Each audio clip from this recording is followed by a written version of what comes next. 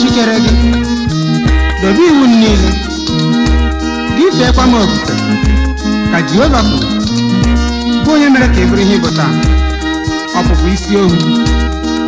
Mana taa onye nwere nnukwu isi n'iwu ndị a niile?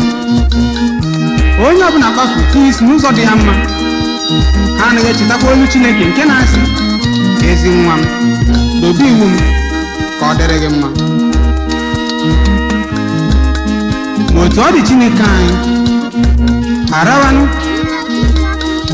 ọ bụ ezie na ichegharịwo n'ikere anyị, mana ikewa anyị eke iwe gị dajụa.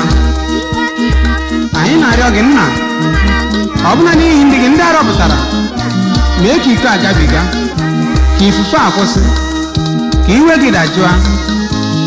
N'ihi na anya m ahụwo na iwe gị dị ọkụ apụwo n'ụwa n'ihi nnupụ isi nke mmadụ. Ọ pụtawa ihe n'iru anyị bụ ihe dị na Timoti nke 2 isi 3 site na amaokwu nke 1 ruo nke 7.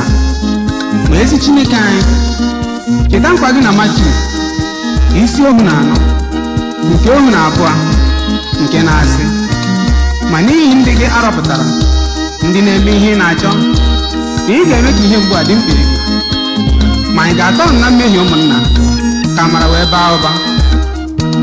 Chineke ekwela mgbe anyị na-arịọ amara ka anyị chegharịa n'oge amara tupu ọgwụ iwe tie mmakwara taa bụ